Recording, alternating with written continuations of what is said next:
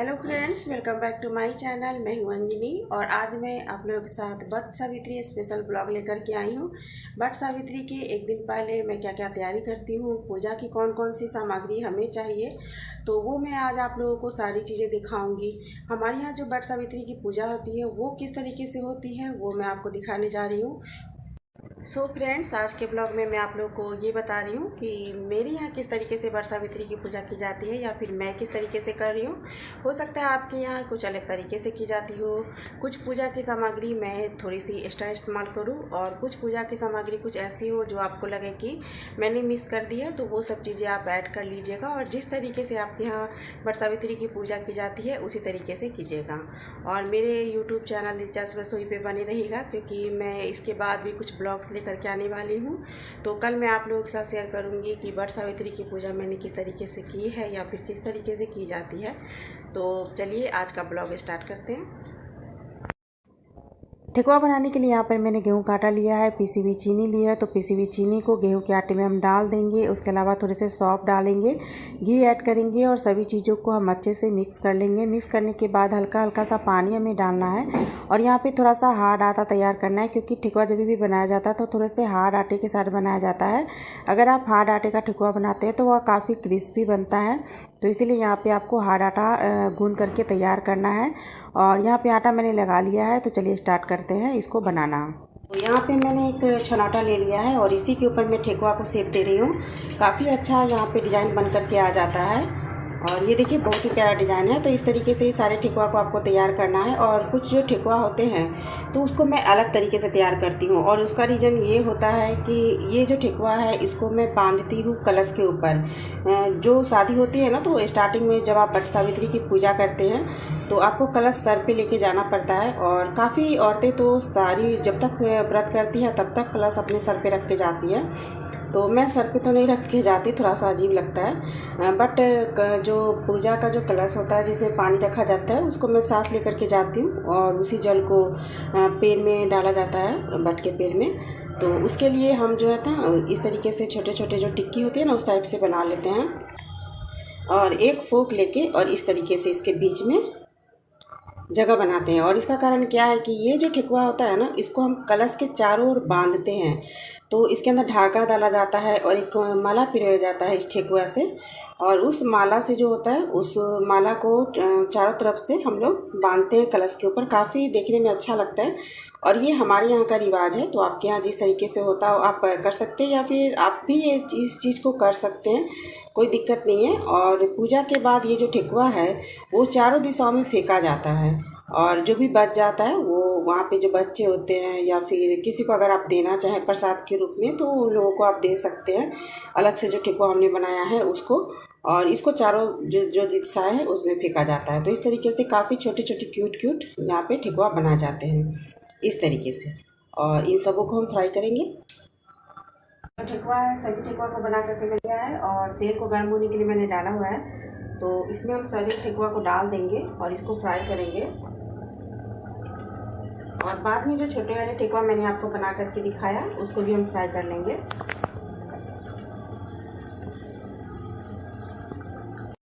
और ये देखिए अब जो हमारे ठेकुआ हैं सारे फ्राई हो चुके हैं और आपको मैं दिखा रही हूँ बिल्कुल जो बिस्कुट होता है ना उस तरीके से यहाँ पे हमारा जो ठेकुआ है बन करके तैयार हुआ है।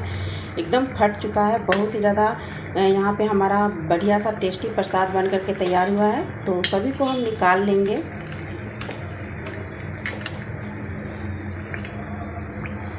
और अब जो हमने छोटे वाले ठेकुआ बना करके तैयार किए हैं ना उन सबों को भी इसी तरीके से हम यहाँ पे डाल रहे हैं कढ़ाई में और सभी को आपको सेम तरीके से फ्राई करके निकाल लेना है। तो यहाँ पे ठेकुआ हमारा बन करके तैयार हो चुका है। तो चलिए अब देख लेते हैं कि पूजा की सामग्री में हमें क्या क्या सामग्री चाहिए, मैं किस तरीके से पूजा करती हूँ और क्या क्या जो चीज़ें हैं वो लेकर जाती हूँ बरगद के पेड़ के पास।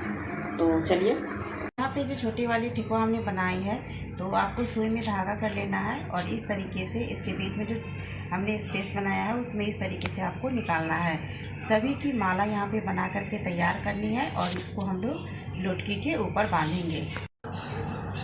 माले को पिरो करके यहाँ पे हमने तैयार कर लिया है, इसको इस तरीके से हमें लोटकी के ऊपर बांध लेना है। और इसी लोटकी में सुबह में हम जल लेके जाएंगे, जिसको कि बट के पैर में हमें डालना है। इस तरीके से इसको अच्छे से बांध दीजिए ताकि ये माला खुले नहीं। माले को हमने बांध लिया है, तो इस तरीके से इसको अच्छे से सजा लेंगे। और चलिए अब मैं आपको बाकी पूजा की सामग्री हमें क्या क्या चाहिए वो दिखा देती हूँ। तो सबसे यहाँ पे हमें चाहिए गंगा जल, उसके अलावा यहाँ पे मैंने काजू लिया है, उसके इलायची लिया है, लौंग लिया है, कपूर, चंदन और धूप बत्ती, अक्षत, सिंदूर, मौली, दिया, इसमें घी का हमने इस्तेमाल किया है,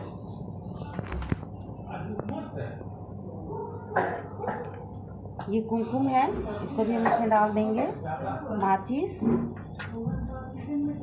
ये जो मैंने ठिकवा बना करके रखा हुआ उसको मैंने पॉलीथीन में डाल दिया ताकि जो इसका टेस्ट है वो ख़राब नहीं हो।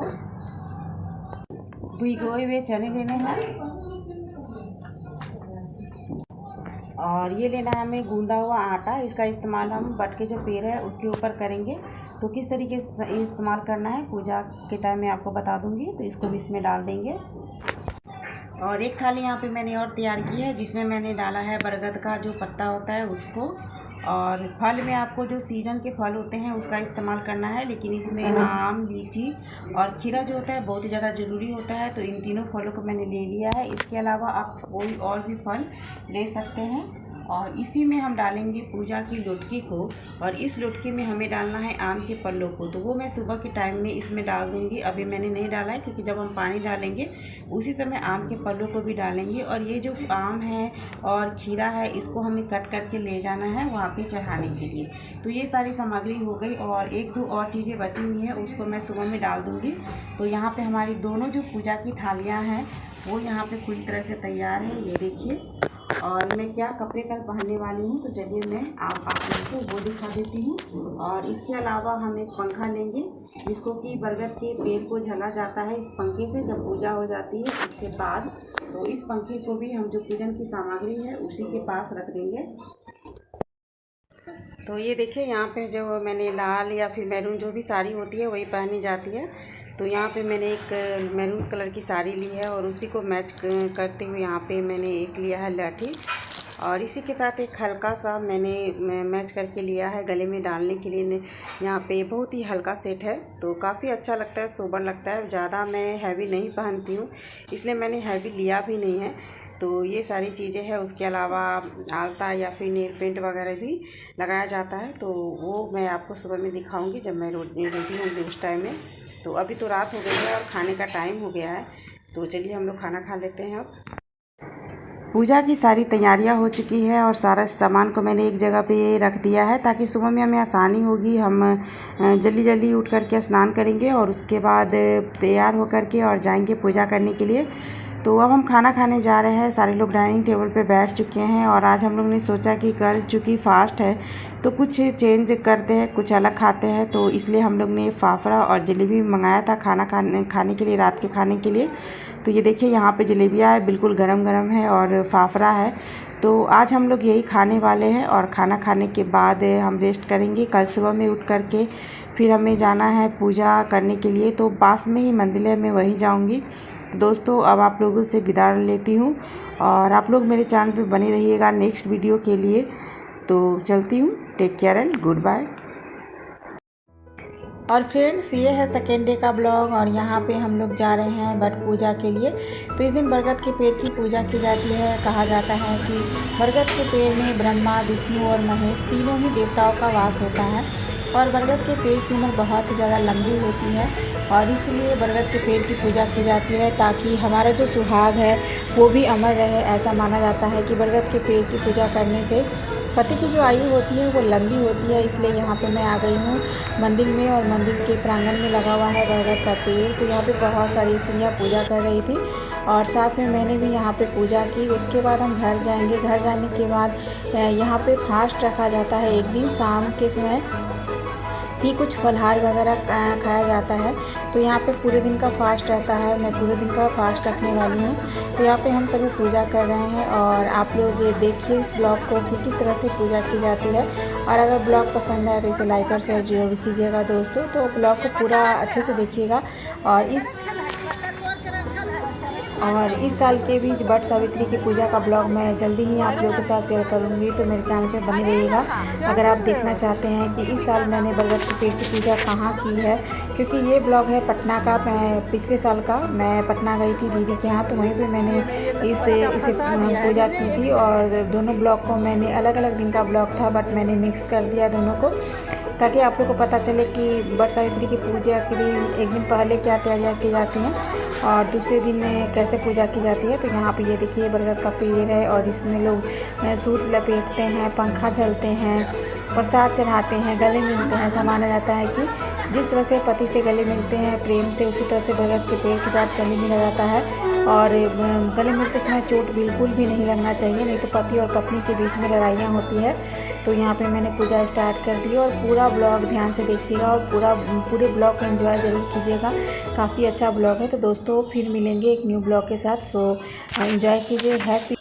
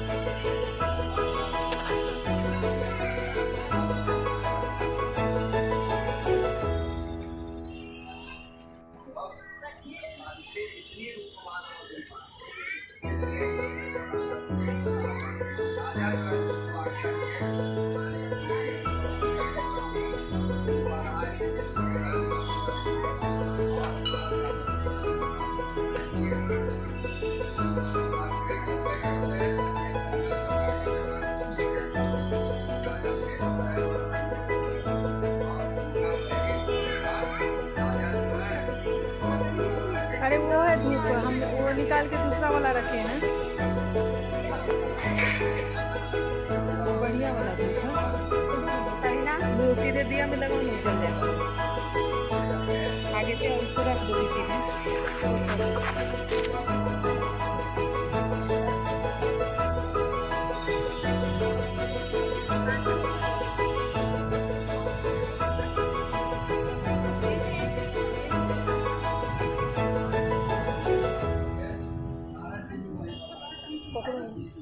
तो रिकॉर्डिंग पकड़ो, देखो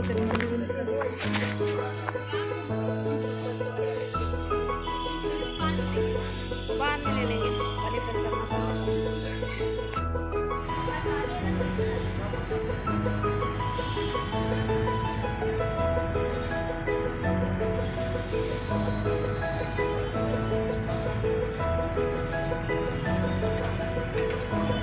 पॉज हो गया था तुम्हारा। हम बोले हैं कि शुरू है तो बोलती हूँ कि नहीं।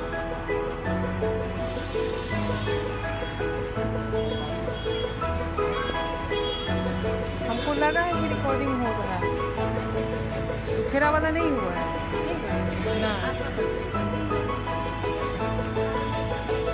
घूम जाना सीधे, तो ऐसे घूम थोड़ा सा साइड में।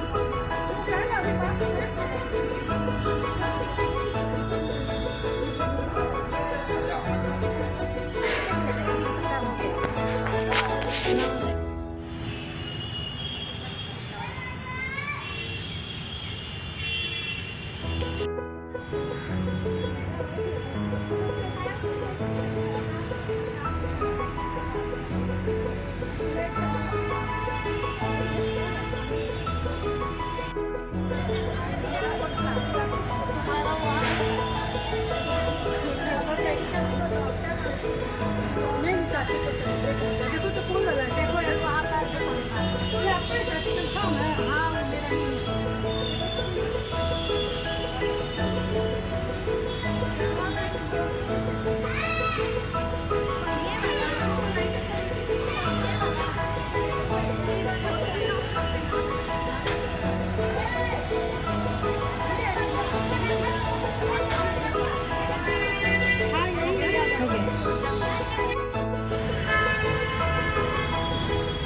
अरे पीपल का पेड़ नहीं बोलता है कि इस महीना में, उस महीना में, उस वजह से। अरे वही बोलती नहीं है, बर और पीपल को सींचने की थी, बर और पीपल को वही ना सुना रही है चॉकलेट मम्मी उतना दिन से।